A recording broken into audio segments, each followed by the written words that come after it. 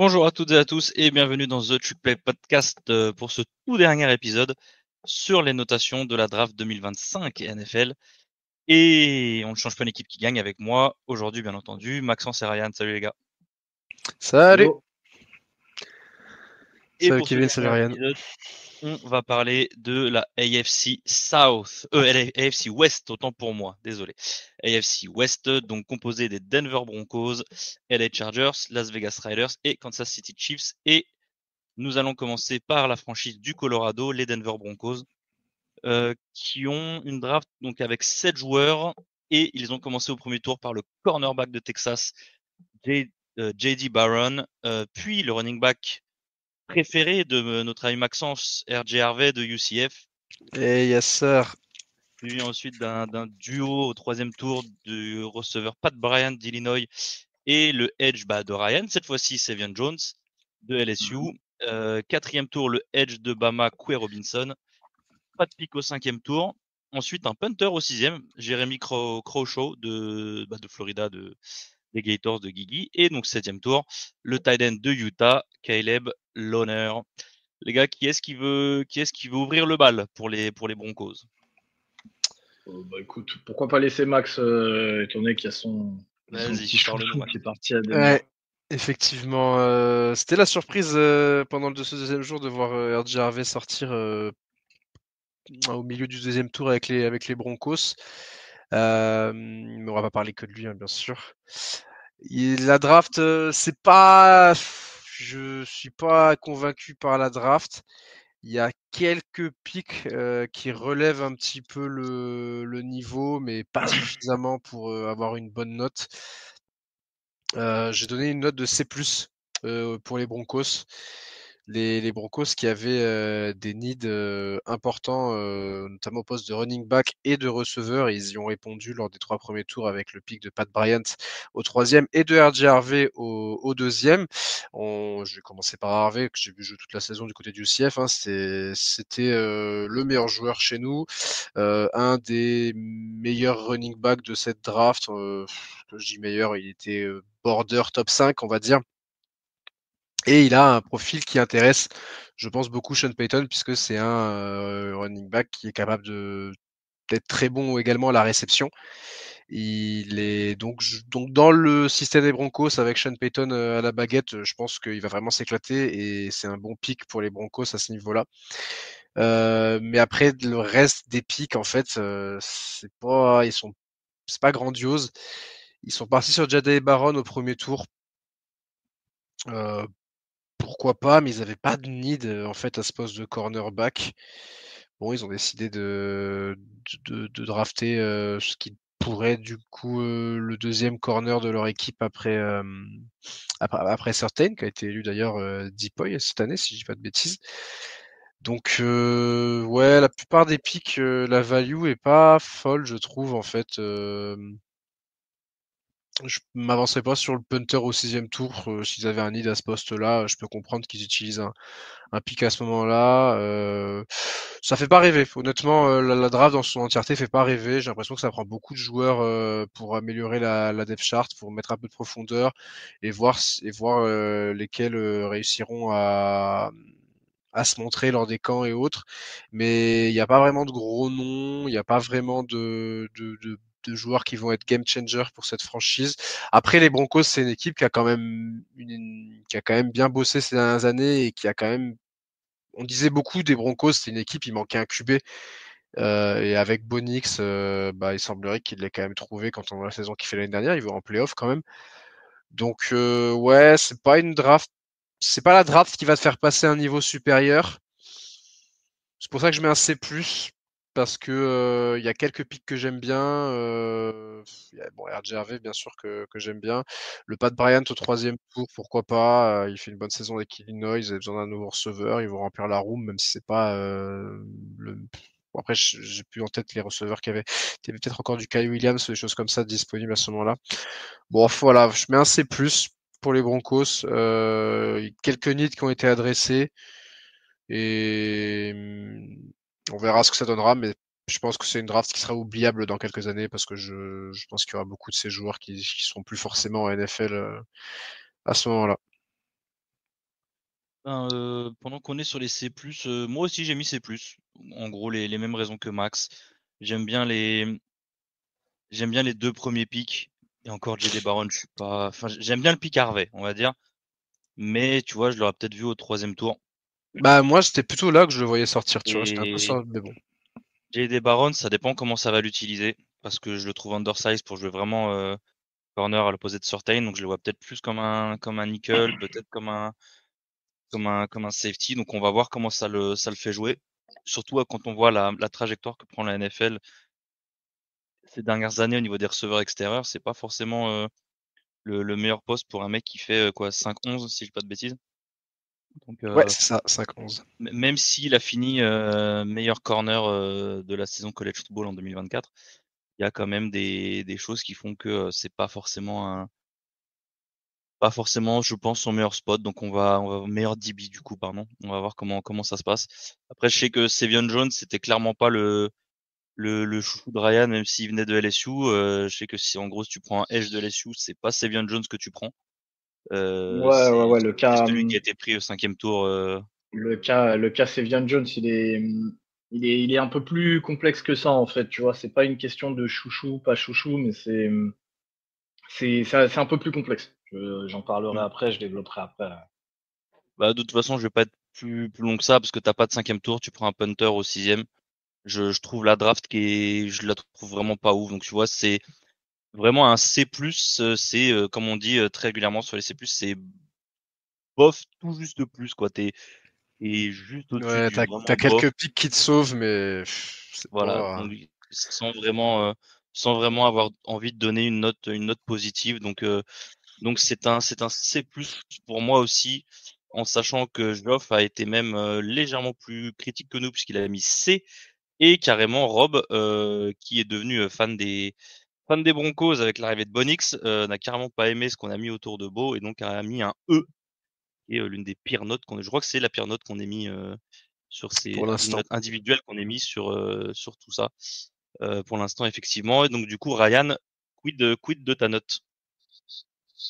Moi, ma note, elle a pas mal changé en fait au fil du temps. Hein. Je suis passé un petit peu par toutes les émotions avec Denver parce que en fait, ce qui m'emmerde, c'est que la plupart des joueurs, en soi, j'aime bien. Tu vois, c'est des joueurs que j'apprécie. Mais dans l'ensemble, la draft, comme le disait Max, elle fait pas bander en fait. Tu vois, je la trouve très moyennasse.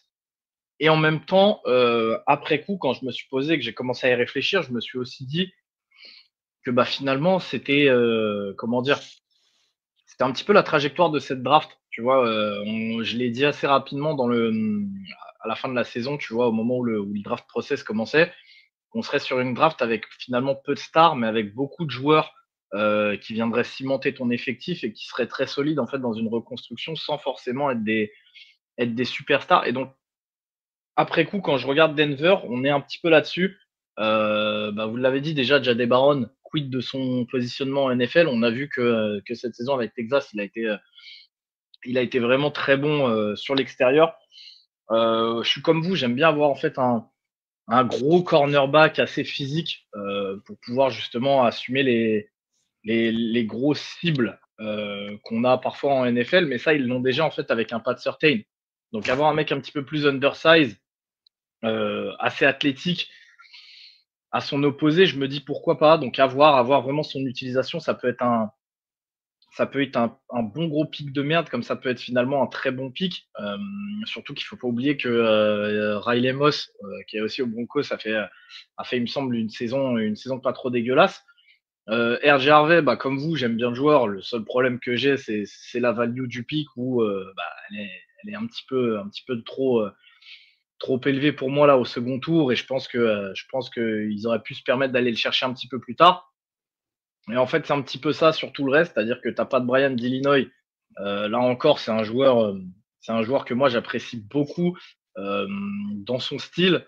Je pense qu'il pourrait justement vraiment bien apprendre derrière un Courtland Sutton qui commence gentiment mais sûrement à vieillir. Donc là encore, on est sur un joueur que j'aime bien. Maintenant, est-ce que je serais allé le chercher au 3e tour? Bah, je suis pas sûr, tu vois. Pour moi, le vrai gros problème là de cette draft, c'est Savion Jones au 3e tour. Et du coup, justement, je disais, c'est un cas un petit peu particulier, Savion Jones. Il remplit en fait complètement ce nid qu'ont les cordeaux défensifs depuis quelques années à chercher ce qu'on appelle un strong side defensive end, c'est-à-dire un defensive end qui est plutôt taillé pour du front 4, qui est pas le meilleur des pass rushers, qui la plupart du temps est quand même vachement plus solide sur le run game, sur le run support. Et en fait, Savion Jones, sur le papier, il a tous les tools en fait que tu recherches pour cette position-là. Il est extrêmement grand, il est très physique, il a des capacités athlétiques qui sont vraiment kiffantes, tu vois. Il a une vraie force, une vraie explosivité. Il a été capable de faire ce taf-là vraiment pas mal du côté des LSU. Donc pourquoi pas? Tu vois, dans certains packages, il peut avoir une vraie utilité. Maintenant, le vrai souci que moi j'ai avec Savion Jones, et je l'ai dit, c'est que le mec, en fait, même pour se sauver sa propre vie, serait incapable de terminer un plaquage. C'est pour moi un des joueurs les plus pétés du college football sur ce secteur. Et là, je vous le dis, vous pouvez aller voir les chiffres PFF ou ce que vous voulez. J'en ai un peu rien à péter. Je l'ai vu toute la saison. Toute la saison, en fait, je l'ai vu faire des reps absolument magnifiques. Et au moment où, en fait, il faut finir le plaquage, le rater complètement. Il a aussi montré cette même incapacité à plaquer lors du Senior Bowl. C'est quelque chose qui est extrêmement récurrent chez lui et qui me fait me poser de vraies questions en NFL. Donc, si en fait, dans les années à venir, Savion Jones est capable de se mettre à plaquer les gens et surtout de finir ses actions, le mec a un vrai potentiel de joueur star en fait dans cette ligue. Le problème, c'est que bah à l'instant T, pour moi, jamais de la vie en fait, je vais le chercher au 3e tour. Mais jamais, jamais de la vie, il me semble que j'avais une valeur de 5e T'as tour pas sur ces. l'impression ils ont piqué tous leurs joueurs un tour trop tôt à chaque fois? Bah si, et c'est ça justement mon problème avec eux, tu vois. Et c'est aussi pour ça que ça va se ressentir un petit peu sur ma note.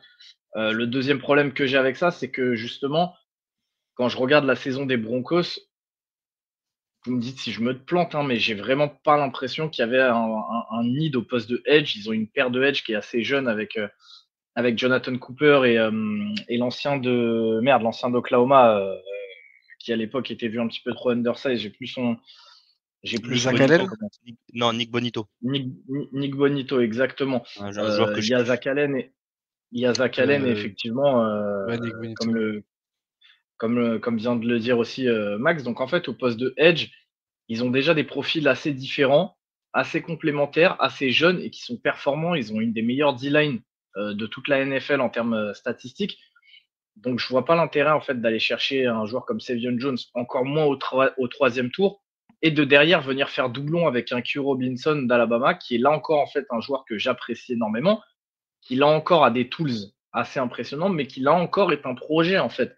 Un projet qui verra le jour, je pense que dans un an ou deux, tu vois. Donc je trouve que ça commence à faire beaucoup en fait, malgré que ça soit des joueurs que j'apprécie, ça fait beaucoup. Ensuite, je parlerai pas tant que ça des tours 6 et 7 où pour moi c'est assez anecdotique. L'arrivée d'un punter, ça peut être une très bonne chose. On sait que c'est très important et que Florida, ça reste une sacrée école de punter, donc on verra ce qu'il sera capable d'apporter. Caleb Loner, je vous avoue que j'en parlerai que très peu. J'ai pas assez regardé Utah cette saison du côté offensif pour pouvoir en parler.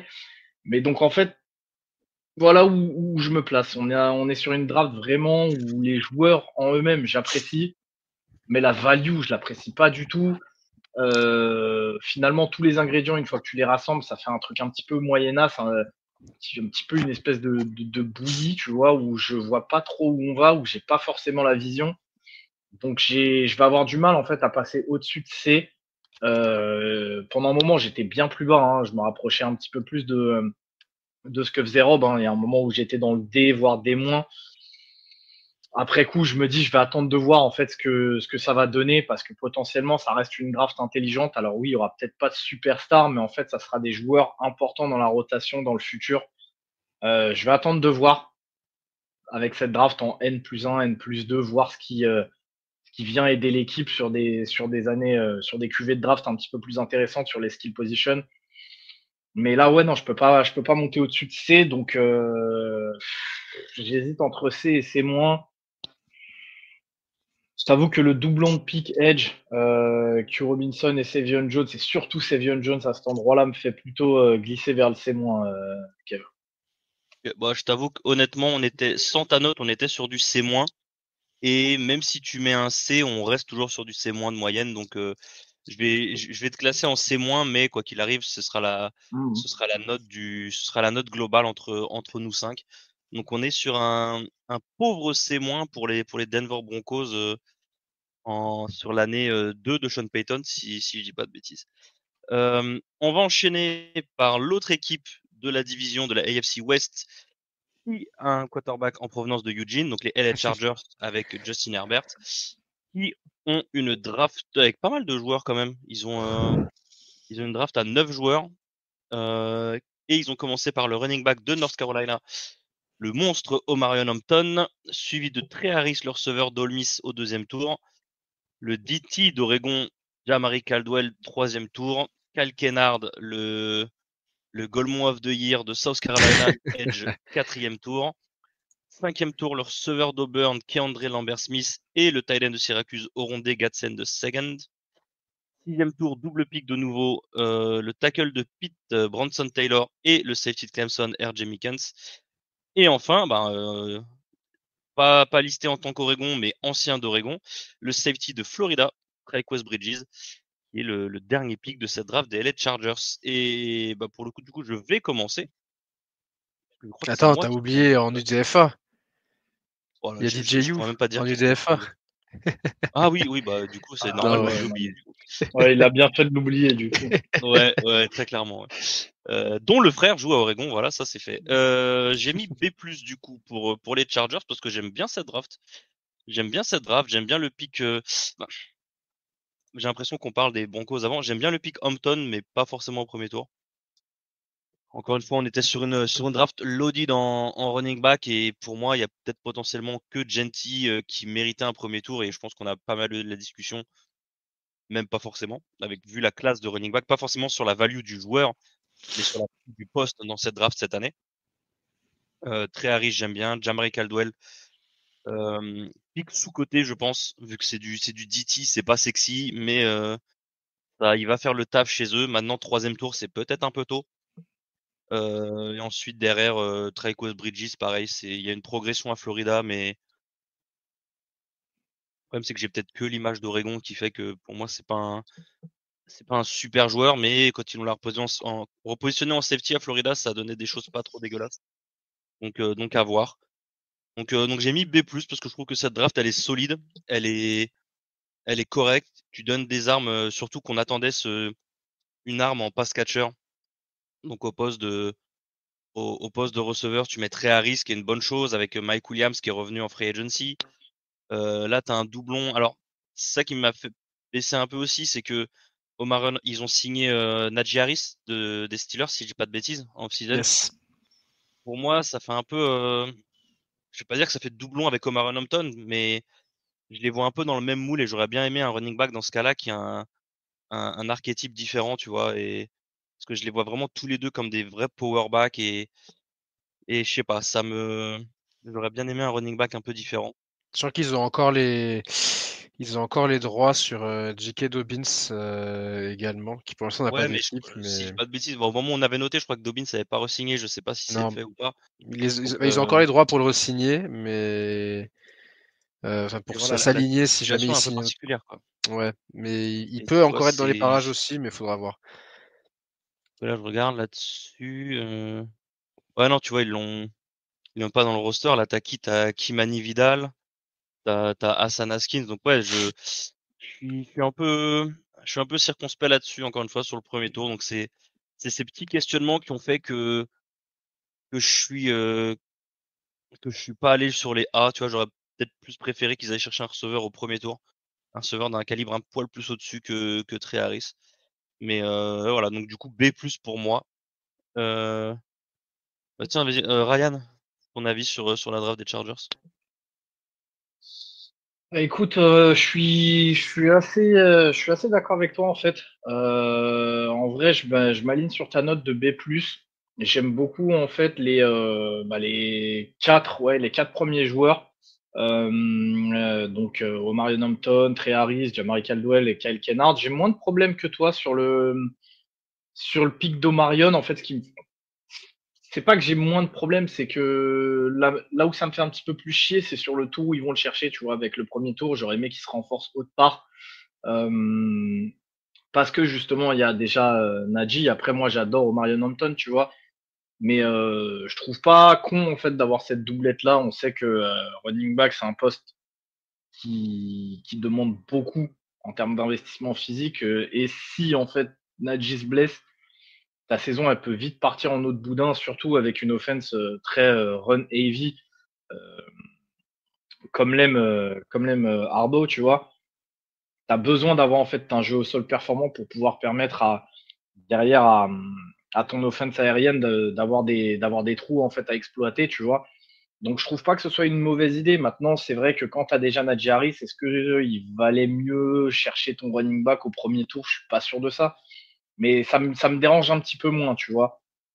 Après, Trey Harris, j'aime beaucoup. On a enfin potentiellement un vrai playmaker à ce poste avec un gabarit qui se rapproche du destroyer, hein, Quentin Johnston. Maintenant, le problème, c'est qu'il va falloir voir ses petits soucis de blessure une fois en NFL. C'est le problème de Trey Harris, c'est que malheureusement, il n'a pas été souvent sur le terrain cette année. Jamari Caldwell, je pense que Kevin, tu es au courant. On en a parlé un petit peu pendant la saison. Et très clairement, s'il y avait un defensive tackle à aller chercher du côté d'Oregon, moi, c'est sur celui-ci que j'aurais jeté mon dévolu.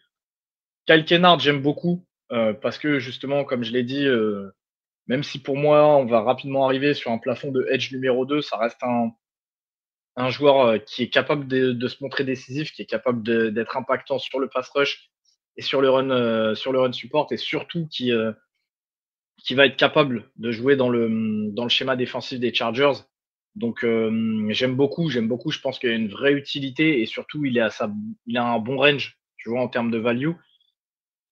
Maintenant sur le day 3, je suis un peu moins fan. C'est-à-dire qu'on a essayé de faire un tir groupé, tu vois, ça a acheté le filet de pêche et on voit ce qu'on a réussi à choper. Mais ce que j'aime bien, c'est comment on est sur des projets, tu vois. Il y a quand même pas mal de joueurs, hein. C'est quoi, 2, 4, t'es sur 5 joueurs sur les 3 derniers tours. J'aime bien le profil de certains.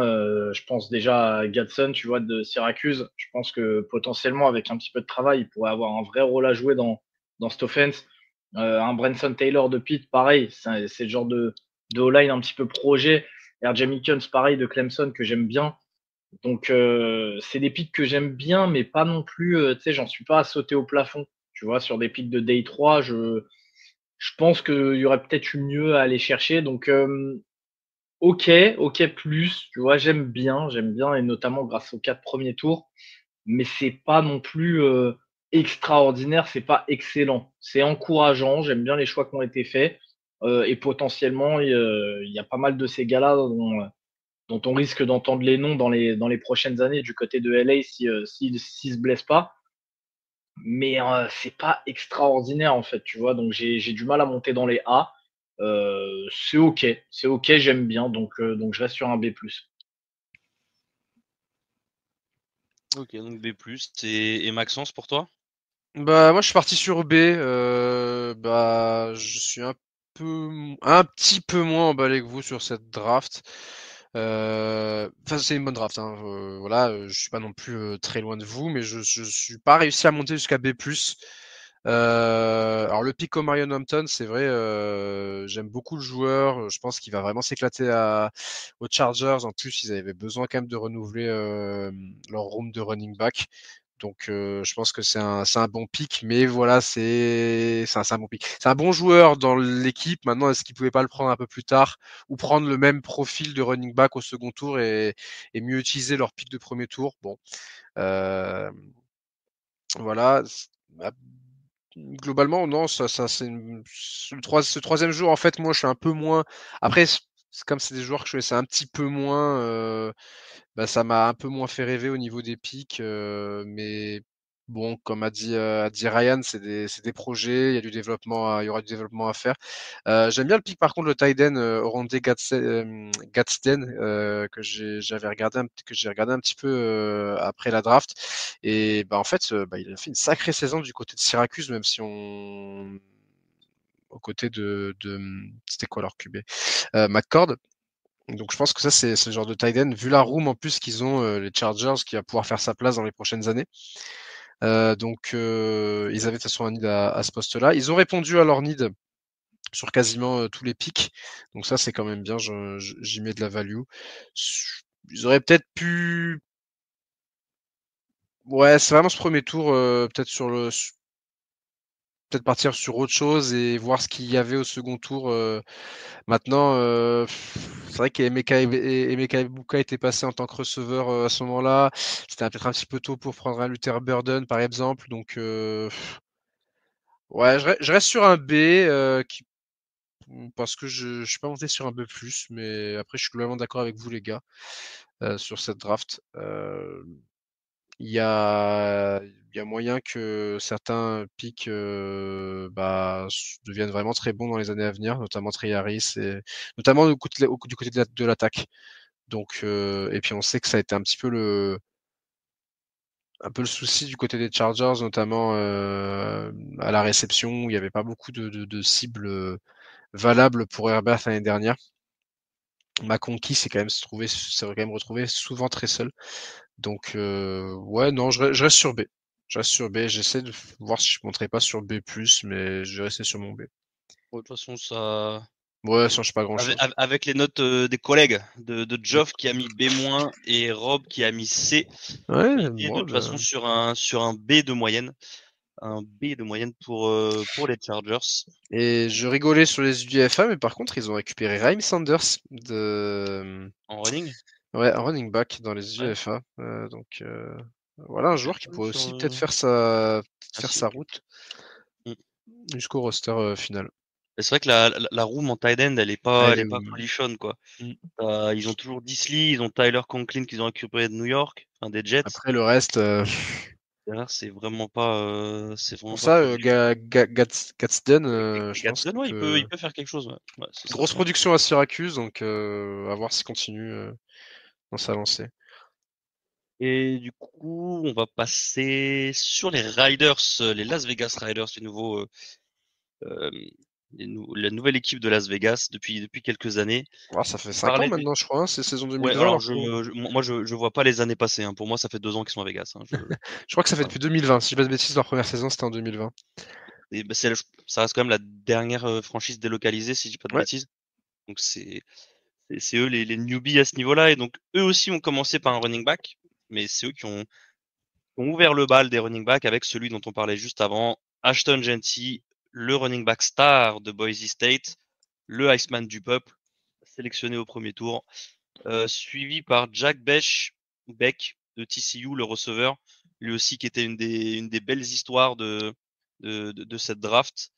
Et ensuite, une fin de deuxième jour avec un triple pick au troisième tour, avec le cornerback Darian Porter, c'est ça, d'Iowa State, et un double tackle avec Caleb Rogers de Texas Tech, puis Charles Grant de William Mary, donc un joueur de FCS au troisième tour. Suivi d'un double pick au quatrième pour commencer le troisième jour, avec là encore un ancien joueur d'Oregon, Dante Thornton Jr., le receveur, le speedster de Tennessee, et le D-tackle de South Carolina, Tonka Hemingway. Pas de pick au cinquième tour. Une triplette de nouveau au sixième tour avec JJ Peguis, le JJ Dark Peguis de Wise, le D-tackle d'Ole Miss. Le receveur de Montana State, un nouveau FCS, Tommy Mellott. Alors, qui est noté en tant que receveur pour la draft, mais qui était le quarterback de Montana Ouais. State. Lui qui a fini la saison Ouais, avec plus de milliards gros athlète, hein. Ouais, gros athlète, fini avec plus de milliards à la course. Et du coup, c'est pour ça que. Il passe receveur parce qu'il est un peu petit, non, pour être quarterback Ouais, il en a NFL. pas.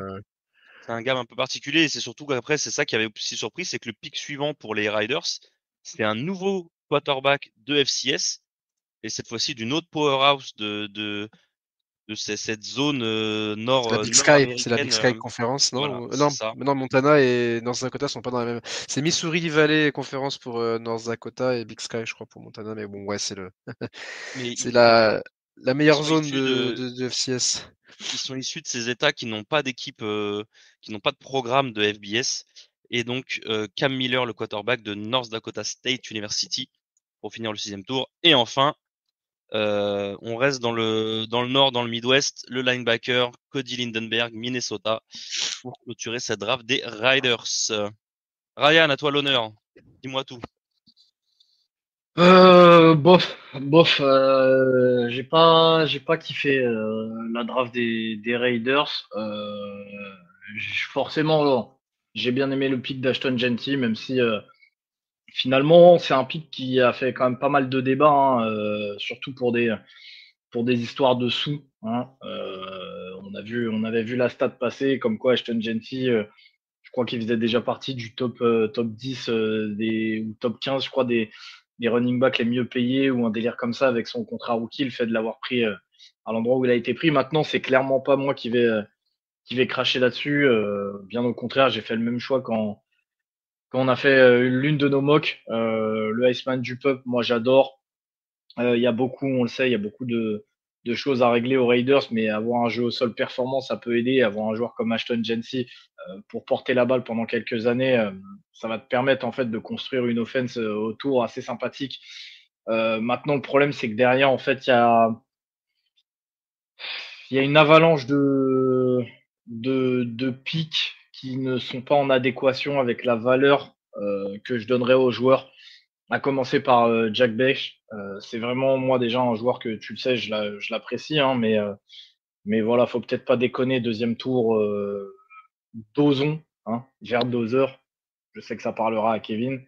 Et derrière, en fait, ça continue. C'est-à-dire qu'on a Darian Porter d'Iowa State. Je sais que beaucoup de gens étaient assez hauts sur lui. Moi, je fais pas partie des plus gros fans de Darian Porter. Je trouve qu'il y a encore beaucoup de travail à effectuer avec lui.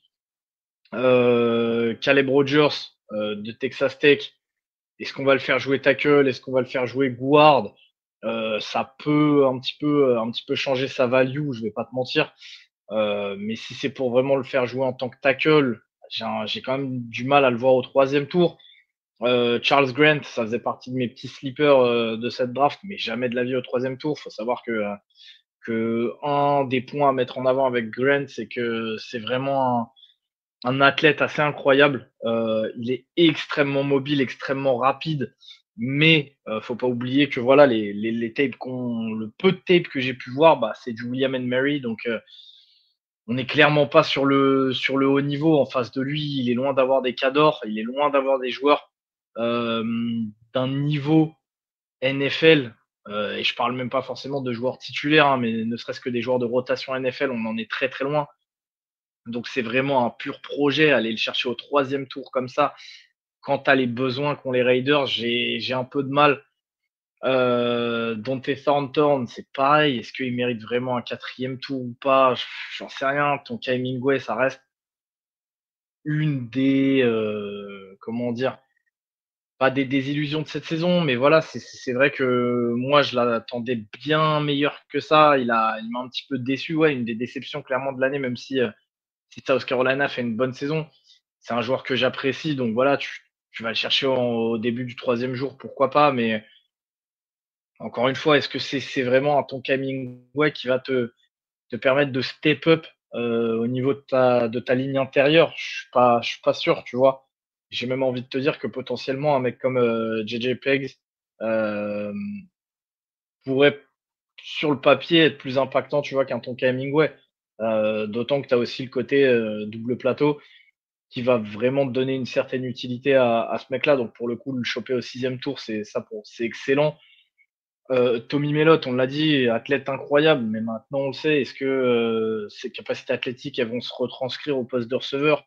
C'est peut-être une des positions où le différentiel va le plus se faire ressentir, tu vois, quand en face de lui, il va avoir des corners ou des slots d'un niveau NFL en termes d'athlétisme, en termes de capacité athlétique. Est-ce qu'il va être capable de tirer son épingle du jeu, j'en sais rien. Encore une fois, tu vois, tu l'as dit, ça fait deuxième joueur de FCS. Après, on a un troisième avec Cam Miller. Ça commençait. C'est complexe. C'est complexe, en fait, de te dire que tu mises sur 3 joueurs de FCS pour potentiellement venir renforcer ton roster, qui est pas non plus le roster le plus quali de NFL, dans la conférence qui est extrêmement relevée et dans une division qui va pas être facile non plus, tu vois. Donc complexe. Et finalement, c'est aussi la même chose avec un Cody Lindenberg. Pour le coup, Minnesota, je les ai pas mal regardés. J'apprécie le joueur. J'aime vraiment bien le joueur. Maintenant, est-ce qu'il va être capable, lui aussi, de faire son trou du côté de Las Vegas? Je sais pas. Potentiellement, c'est peut-être plus un joueur de special team dans un premier temps.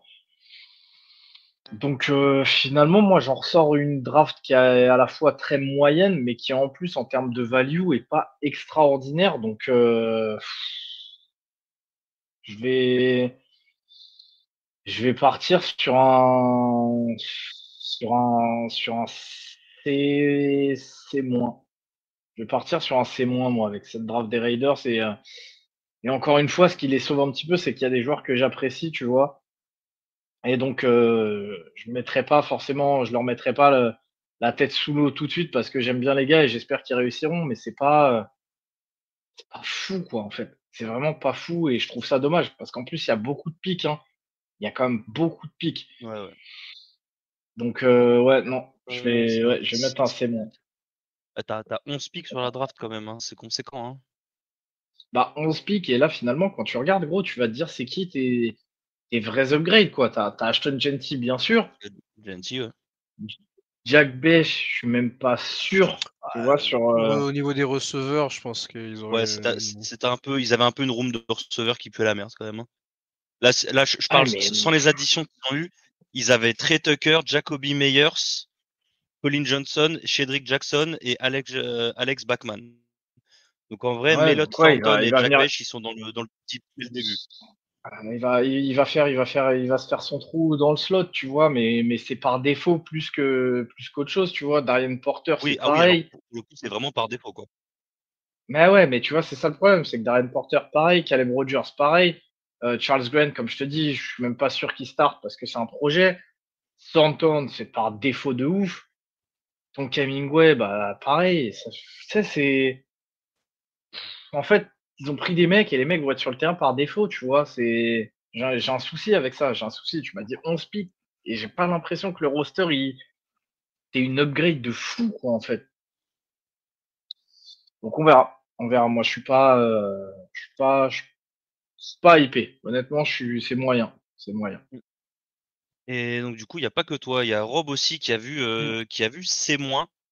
Quant à toi, Max, tu as été à l'inverse, tu as Ouais, été un peu parce plus que j'ai mis V+ sur cette draft. J'aime Mais bien. parce que tu connais Max. Max, tu lui as dit 3 joueurs de FCS. À ton avis, tu crois qu'il allait mettre moins de B-? Non, non, non. Bon, déjà au niveau des needs, ils ont été remplis. Après, c'est vrai quand on de passer après Ryan qui a descendu la draft des Raiders, c'est un peu plus difficile Non, déjà non, non, de mais se lever plus. Mais je suis moins critique que faut ça pas sur te cette fixer draft. par Déjà, rapport à moi. Donne ton avis à toi, tu vois. j'aime bien le fait qu'il y ait beaucoup de joueurs. Ils ont été assez actifs sur les trades et tout parce que c'est une équipe qu'il faut reconstruire. De toute façon, les Raiders, à part Max Crosby, il n'y a pas beaucoup de joueurs qui sortent du lot dans cette équipe-là. C'est vrai qu'il y a Geno Smith qui vient d'arriver, mais bon, je pense pas qu'il sera game changer pour les Raiders. Bon, Ashton Genty au premier tour, même si pick un quarterback dans le top 10, bon, c'est toujours quelque chose de. Genty est le joueur de running back qui mérite d'être pick top 10 et donc c'était en plus le plus gros net qu'ils avaient, ils y ont répondu avec le meilleur running back de la draft. Donc ça, je kiffe le pick. Après, derrière, moi je déteste pas leur troisième tour. Il y a ces 3 joueurs intéressants qui remplissent en plus au niveau des. Ils avaient des needs au niveau de leur O-line, au niveau des cornerbacks. Alors Diane Porter, c'est un profil un peu bizarre parce que c'est vrai qu'il était receveur. Je sais pas si c'est lui qui était receveur avant de passer corner cette année et qui s'est vraiment révélé à ce Il me poste-là du semble. côté d'Ohio State. il me semble. Il y a un vrai pari au 6e tour avec Tony Mellott, on verra. C'est un athlète de fou. Peut-être que la transition au poste de receveur va prendre du temps, mais peut-être que ce sera, on regardera derrière et on se dira c'était un gros pari. Cody Lindenberg au 7e tour au poste de linebacker, ils avaient un need aussi à ce niveau-là. Je trouve que ça a une bonne value quand même, non, au 7e tour Oui, pour oui, lui. oui. Donc, Oui, oui, moi je trouve la aussi. plupart des picks, en fait, ils ont c'est pas une value horrible, et il y en a où tu pourrais dire que la value est pas très bonne, mais en même temps, c'est des joueurs qui ont du potentiel. Et je pense que chez les Raiders, qui sont une équipe qui va rien viser l'année prochaine, rien viser non, enfin, ouais, je pense qu'ils ont une fenêtre de reconstruction, de développement. Après, est-ce que c'est le meilleur endroit pour se développer, Las Vegas? On verra. Mais si on enlève ces considérations extérieures, c'est pour ça que j'ai mis B+, parce que c'est une draft qui va peut-être permettre de. On se retournera peut-être dans quelques années et on se dira, ok, ils ont fait des paris, mais les paris ont fonctionné parce que les joueurs ont pu se développer, et donc voilà pourquoi j'ai mis un B+, parce que dans la situation des Raiders, je trouve qu'ils ont quand même rempli leur need, ils ont rempli la depth chart dans des postes où ils avaient vraiment besoin de joueurs. Et c'est pour ça que je mets un B+ sur les Raiders. B+ pour Max, on a dit Joff à B, Rob à C- comme Ryan, et donc moi j'ai mis la note de B parce que j'étais, alors excusez-moi, j'étais relativement, j'ai plus ou moins bien aimé cette draft. Alors ça fait très bizarre de passer proche d'une double triple négation. Déjà j'aimais bien le pick Genty, on n'est pas passé loin du fait qu'ils le prennent pas. Enfin, c'est surtout que Genty, je m'attendais pas à ce qu'il grimpe dans les mocks semaine après semaine. Je m'attendais à ce qu'il drop.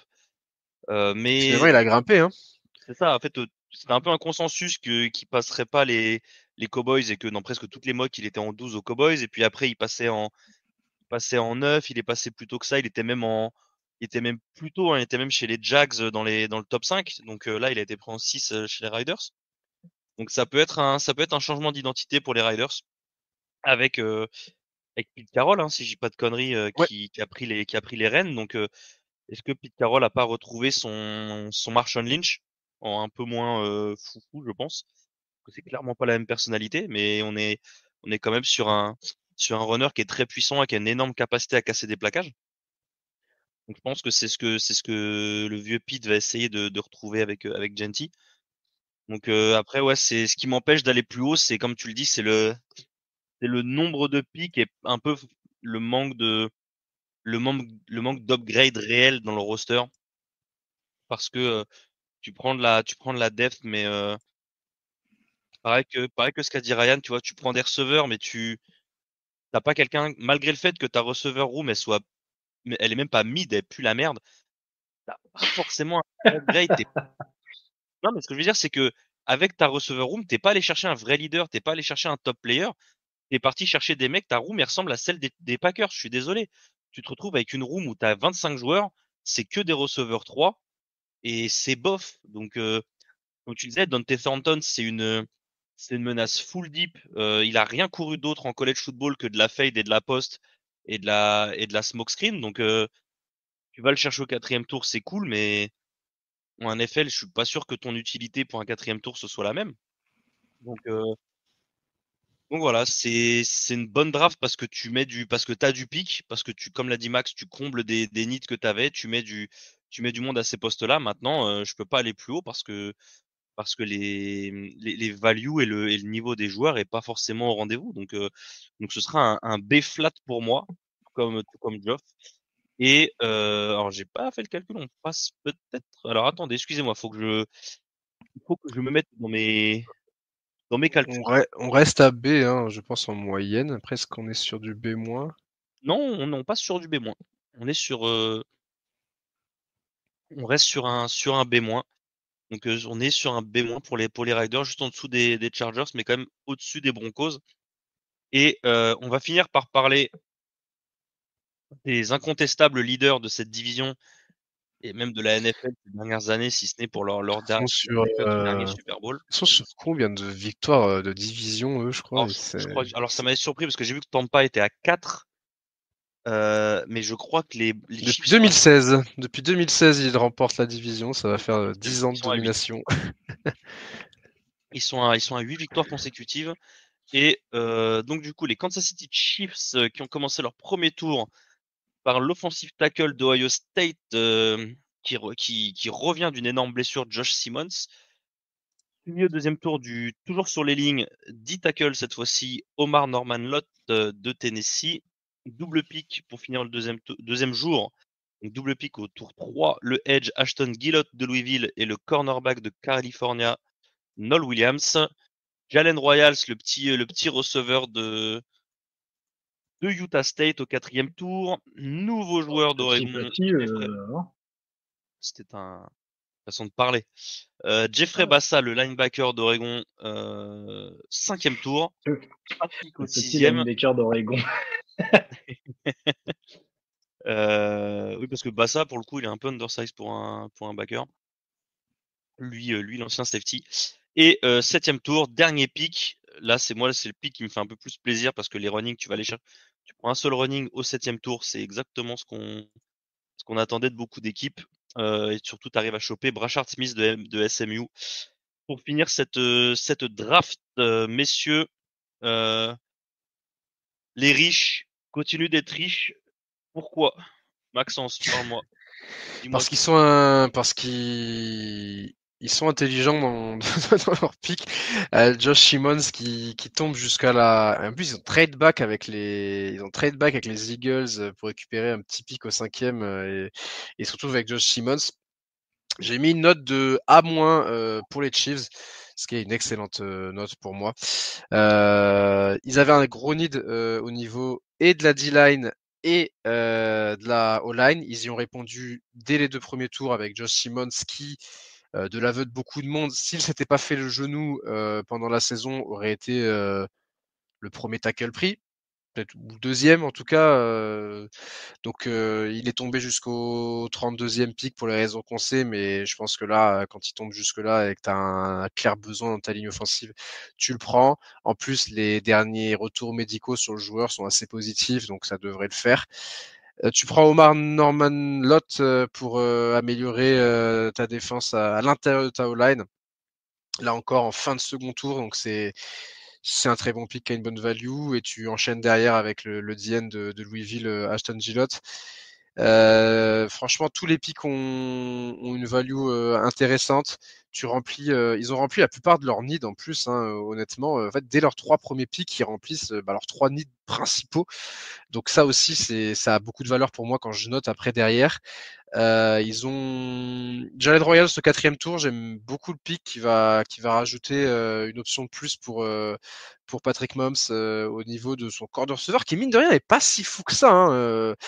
Les Chiefs, c'est vrai que chez les receveurs, tu parlais tout à l'heure de la room des Packers. Alors je vais pas faire l'offense de la comparer à celle des Packers, mais on a quand même, on n'a pas encore de clair numéro 1. Est-ce que Jalen Royals va pouvoir l'être?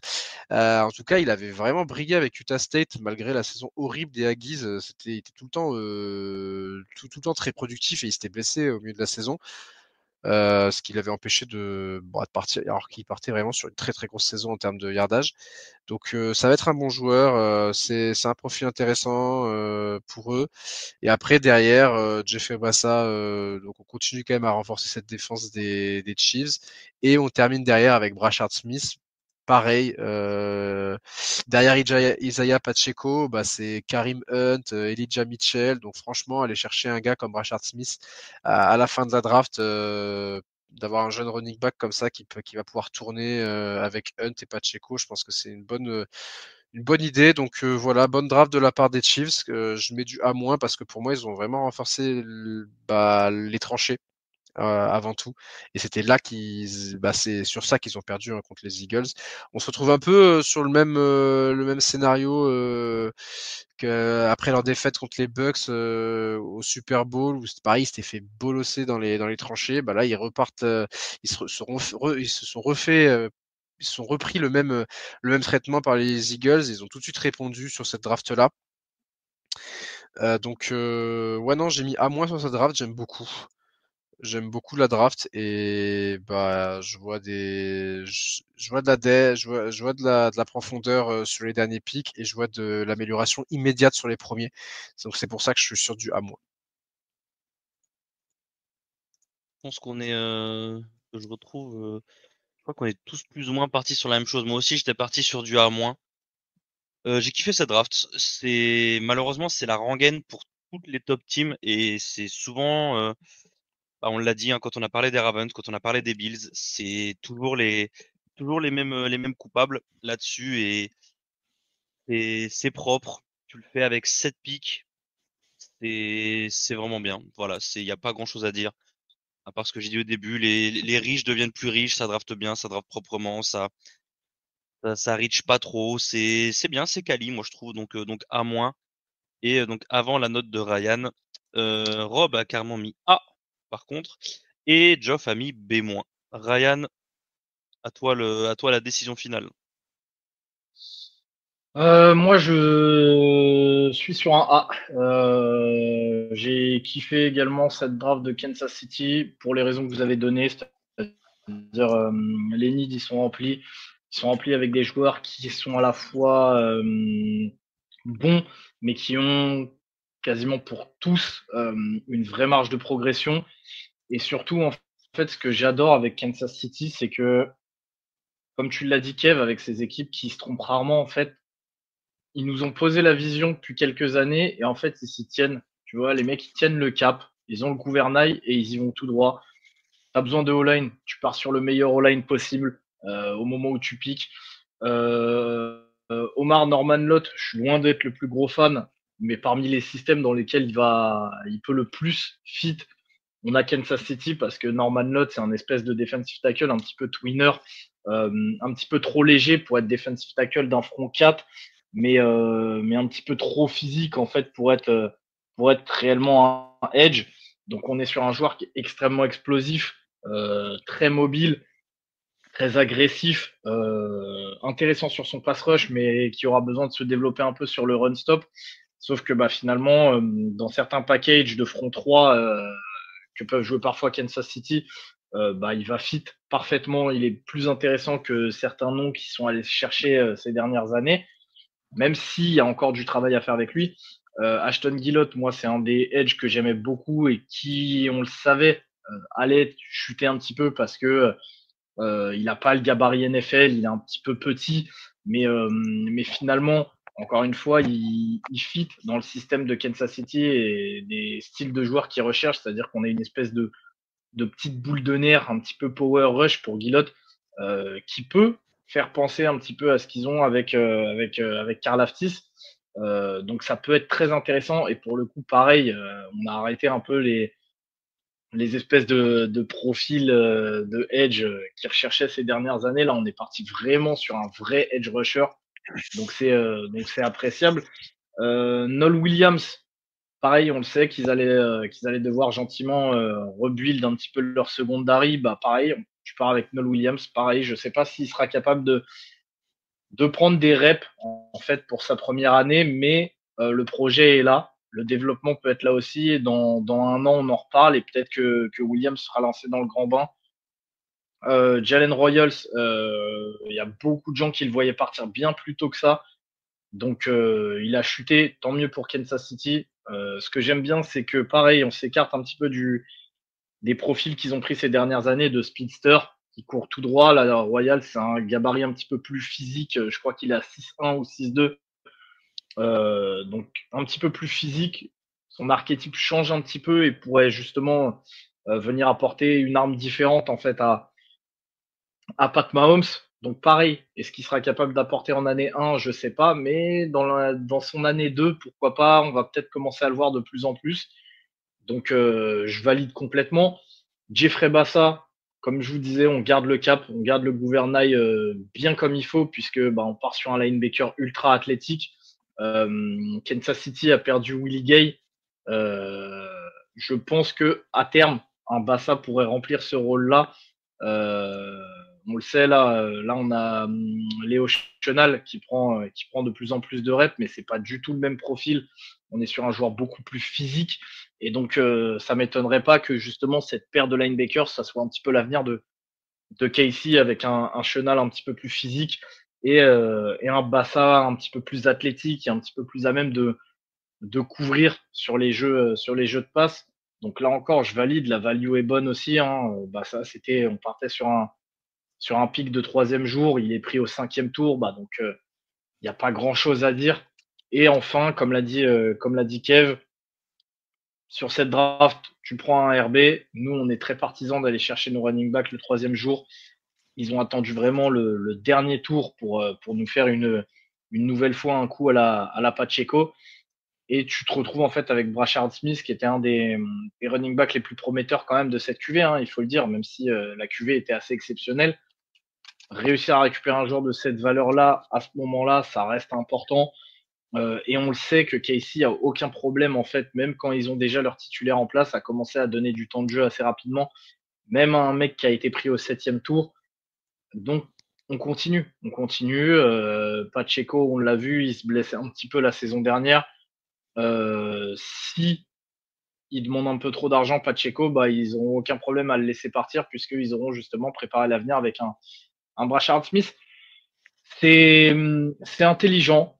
Les pics, pour la plupart, ils sont à leur bonne value. Peut-être pas pour Norman Lott, que j'aurais vu un petit peu plus bas, mais au vu du need, ça peut se comprendre qu'ils aillent le chercher ici. Et comme je l'ai dit en introduction, intelligent. On voit la vision. Ils vont chercher des joueurs qui correspondent soit à leur système, soit aux archétypes voulus. Les joueurs ont un certain niveau, mais en plus, il y a une certaine progression possible sur chacun de ces pics-là. Intelligent, tout simplement. Intelligent, et il faut de l'intelligence pour justement réussir à faire de bonnes drafts quand on pique aussi bas. Et en fait, Kansas City nous montre qu'avec avec ce choix assez bas et finalement avec peu de joueurs, ils étaient capables de faire bien mieux que certaines équipes qui piquaient bien plus haut. Donc bravo encore une fois à Kansas City, et on verra le développement de ces joueurs à l'avenir. Mais mon petit doigt me dit que certains des noms, on devrait les revoir assez vite sur le terrain, et on ne devrait pas être étonné. On risque de faire, comme d'habitude, la même réflexion en mode ouais, forcément, on le savait. Et regarde, au final, Kansas City, ils ont réussi à récupérer ce mec-là à cet endroit-là, et regarde, aujourd'hui, il performe en NFL. Donc bravo Kansas City. Et donc ouais, moi je mets la note de A. Ouais, ce qui nous donne un moins général pour les Chiefs, qui donc dominent les drafts de leur division. Donc on fait un petit récap rapide. Donc en tête les Chiefs avec A-, suivi des Chargers avec B, ensuite les Las Vegas Raiders avec B-, et enfin en clôture les Denver Broncos avec C-. Du coup C- qui est la pire note de la AFC, de ce qu'on a mis, et je vérifie même avec la NFC parce que je pense que Les on a du Packers étaient C+, assez donc moins la aussi. pire, la pire note avec les Packers, c'est ça. Donc bravo, vous partagez, vous avez pas la palme tout seul les Packers, vous avez les Broncos avec vous. Let's go. C'était l'affiche mais du tu vois, Super Bowl tu en vois, 97, si je dis pas de bêtises. tu vois, comme je le disais tout à l'heure sur un passage sur les Broncos, je pense que aujourd'hui ils ont la même note, mais je serais pas étonné que dans un an ou deux, on se rende compte que finalement la draft des Broncos était quand même vachement plus intelligente et potentiellement meilleure que celle des Packers, tu vois. Ouais. Ça m'étonnerait pas tant que ça. Juste, Kev, est-ce que tu peux, il me semble qu'on l'avait fait sur les épisodes NFC, rapidement faire un classement du coup de toute la conf. Ouais, moi je pensais que tu allais faire un truc comme ça, bidon, mais vas-y, tranquille. Alors, attends, donc on Professeur va faire chaud. par division d'abord. Donc la meilleure note division avec la moyenne des 4 équipes de la division, c'est la AFC East. Donc avec les Dolphins, les Bills, les Jets et les Patriots qui ont une note moyenne de B+ entre eux. Ensuite, suivi par la AFC South, donc Texans, Colts, Jaguars et Titans avec un B de moyenne. Et donc la AFC North, donc avec B de moyenne aussi pour Bengals, Steelers, Browns, Ravens. Mais comme je l'ai dit, avec les Bengals qui tankent tout, parce que le reste de la div c'est B+, B+ et A. Donc c'est vraiment leur D+ qui viennent foutre la merde. Et enfin, donc la division qu'on vient de faire, la AFC West, avec un B- de moyenne entre les Broncos, les Chargers, les Raiders et les Chiefs. Et si on reprend la conférence en entière, Donc on a en tête le A+ des New England Patriots, suivi par le A des Baltimore Ravens. Ensuite, on a un- pour les Bills et les Chiefs. Encore une fois, je l'ai dit, c'est toujours les mêmes suspects. Ensuite, en B+, on a les Colts, les Titans, les Browns, les Steelers, et c'est tout. Ensuite, à B, qu'est-ce qu'on a en B? On a les Miami Dolphins, on a les LA Chargers, du coup, qu'on vient de faire. Ensuite, à B-, on va avoir les New York Jets et les Las Vegas Raiders. Et ensuite, dans la gamme des C+, on a les Texans et les Jaguars. Et à C-, qu'on vient de voir, donc les Denver Broncos. Voilà pour le récap global de cette AFC West et de la AFC en général. J'espère que vous avez apprécié ces 8 épisodes du coup de notation de la NFL Draft. On a pris du temps pour faire ça bien, pour faire ça correctement, parce qu'il faut aussi meubler cette off-saison qui, même si nous on n'est pas forcément sur cette gamme NFL, mais voilà, on vous propose quand même du contenu football américain pendant l'off-saison en attendant le début tant attendu de la saison prochaine de college football. Merci à Max et à Ryan d'avoir été avec nous pour les enregistrements. Et merci à Geoff et à Rob d'avoir aussi participé pour la notation, même s'ils n'ont Yes. pas pu être présents pour les enregistrements. Et merci à vous surtout de nous avoir écoutés, de nous avoir suivis sur ces 8 épisodes, sur la draft aussi. Et on se retrouve le reste de cette off-saison pour les différentes previews de college football qu'on va essayer de vous proposer de manière assez régulière avant le début de saison. Merci les gars, merci tout le monde. Merci. Merci. Merci à tous et puis à la prochaine. À la prochaine, ciao ciao. Ciao, ciao.